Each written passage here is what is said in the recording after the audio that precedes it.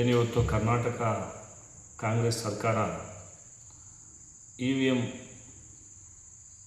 ಚುನಾವಣೆಯಲ್ಲಿ ಬಳಸುವಂಥ E V M ಮಿಷಿನ್ಸ್ನ ಬಂದ್ ಮಾಡಿ ಬ್ಯಾಲೆಟ್ ಪೇಪರ್ನ ಯೂಸ್ ಮಾಡಬೇಕು ಅಂತ ಏನು ಸುಗ್ರೀವಾಜ್ಞೆ ಹೊರಡಿಸೋಕ್ಕೆ ಹೋಗಿದೆ ಸರ್ಕಾರ.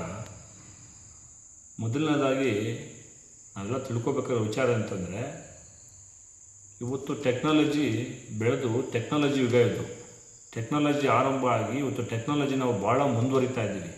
ನಮಗಿಂತ ಚೈನಾ, ಜಪಾನ್ ಮತ್ತು ಯುರೋಪ್ ಕಂಟ್ರೀಸು ನಮಗಿಂತ 100 ವರ್ಷ ಟೆಕ್ನಾಲಜಿನ ಮುಂದುವರೆದು ಟೆಕ್ನಾಲಜಿ ಯುಗದಲ್ಲಿ ನಾವು ಬದುಕಬೇಕಾದ್ರೆ ಇವರು ಮತ್ತೆ ಟೆಕ್ನಾಲಜಿಯಿಂದ ಇದೇನು ಹೇಳ್ತಾರಲ್ಲ, ಅನಾಗರಿಕತೆಯಿಂದ ನಾಗರಿಕತೆಯೆಡೆಗೆ ಸಮಾಜ ಬೆಳವಣಿಗೆ ಆಯಿತು. ನಮ್ಮ ಕಾಂಗ್ರೆಸ್ ಸರ್ಕಾರ ಇವತ್ತೇನು ಕರ್ನಾಟಕದಲ್ಲಿದೆ, ಈ ಸರ್ಕಾರ ಮತ್ತು ನಾಗರಿಕತೆಯಿಂದ ಮತ್ತು ಅನಾಗರಿಕತೆಗೆ ಉಲ್ಟಾ ಹೋಗ್ತಾ ಇರೋವಂಥ ಬದಲಾವಣೆಯನ್ನು ಮಾಡ್ತಾಯಿದೆ ನೋಡಿ.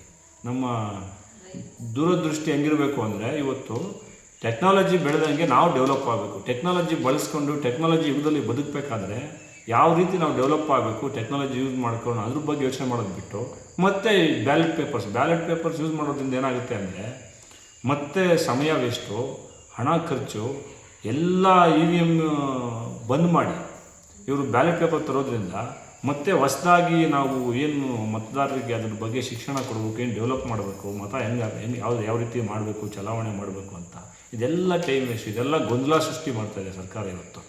ಇದು ತಪ್ಪು ಅಂತ ನಾನು ಹೇಳ್ತೀನಿ. ಮತ್ತು ಮೊದಲನೇ ಬಾರಿ 2004ರಲ್ಲಿ ಇ ವಿ ಎಮ್ ಮಿಷಿನ್ಸ್ನ ಬಂತು. ಅವತ್ತು ಸರ್ಕಾರ ಯಾರಿತ್ತು ಕೇಂದ್ರ ಸರ್ಕಾರದಲ್ಲಿ? 2004ರಲ್ಲಿ ಸರ್ಕಾರ ಬಂದಿದ್ದು 2004ರಲ್ಲಿ ಕಾಂಗ್ರೆಸ್ ಸರ್ಕಾರ ಇತ್ತು. ಅವತ್ತು ಇ ವಿ ಎಮ್ನ ಬಂದ್ ಮಾಡೋಕ್ಕೆ ಅವರು ಹೇಳಿಲ್ವಾ? 2004ರಿಂದ 2014ವರೆಗೂ ಕೇಂದ್ರ ಸರ್ಕಾರದಲ್ಲಿ ಕಾಂಗ್ರೆಸ್ ಸರ್ಕಾರ ಇತ್ತು. 2013ರಿಂದ 2018ವರೆಗೂ ರಾಜ್ಯದಲ್ಲಿ ಕಾಂಗ್ರೆಸ್ ಸರ್ಕಾರ ಇತ್ತು. 2018ರಿಂದ 2019 ಇಲ್ಲ 2020ವರೆಗೂ ಮತ್ತೆ ಕಾಂಗ್ರೆಸ್ ಸರ್ಕಾರ ಮತ್ತು JDS ಸಮ್ಮಿಶ್ರ ಸರ್ಕಾರ ಇತ್ತು.